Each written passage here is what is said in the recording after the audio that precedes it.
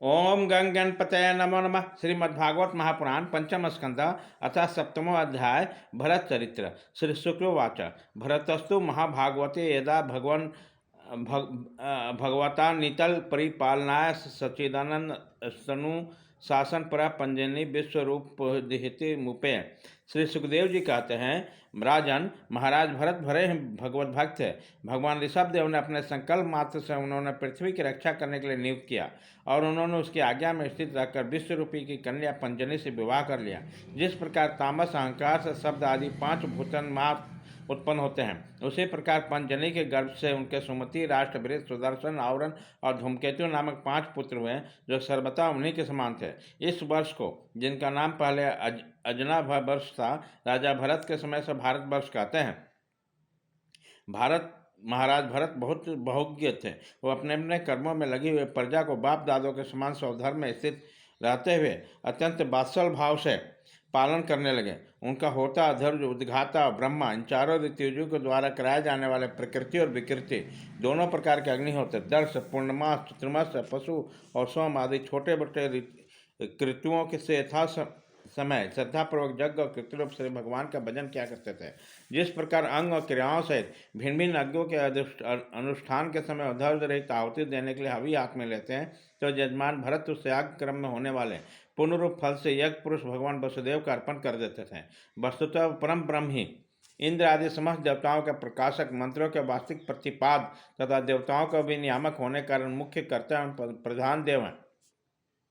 इस प्रकार अपनी भागवत दर्पण बुद्धि रूपी कुशलता से हृदय के राग द्वेष आदि मलों का मार्जन करते हुए सूर्य आदि सभी भोक्ताओं को, देवताओं को नेत्रवादी अवय के रूप में चिंतन करते थे।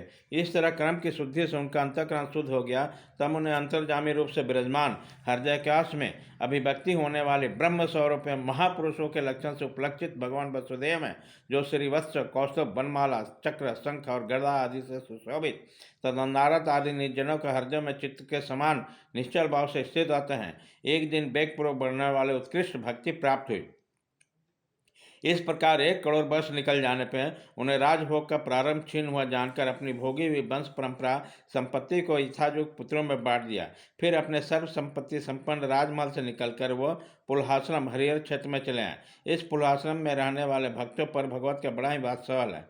वे आज ही उन्हें इष्ट रूप में मिलते हैं। वहाँ चक्र नदी, गंडक नाम के प्रसिद्ध सरिता, चक्राकार सालग्राम शिलाओं से, जिनके ऊपर नीचे दोनों और नाभि के समान चिन्ह होते हैं, सब ओर से ऋषियों के आश्रम को पवित्र करते हैं। उस पुलहाश्रम के उपवन में एकांत स्थान में अकेले ही रहकर वे अनेक प्रकार के पत्र, पुष्प, तुलसी दल, जल और कंद फल आदि उपहारों से भगवान की आराधना करते थे।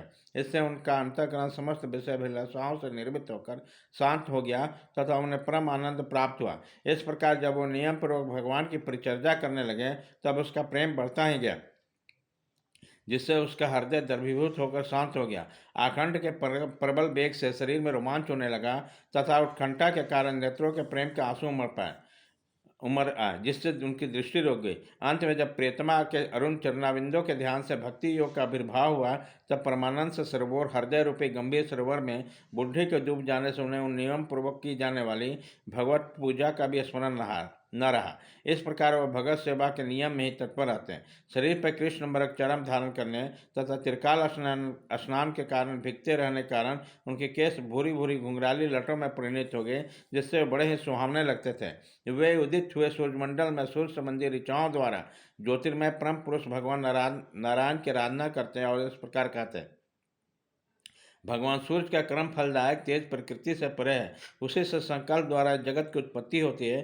फिर वही अंतर्जामी रूप में इससे प्रविष्ट होकर अपने चित्त शक्ति द्वारा विषय लोलुप जीवों की रक्षा करता है। हम उसी बुद्धि प्रवर्तक तेज की शरण में लेते हैं। इति श्रीमद्भागवते महापुराणे पारमहंस्यां संहितां पंचमं स्कंदे भगवत चरित्रे भगवत परिचर्चायां सप्तमो अध्यायः।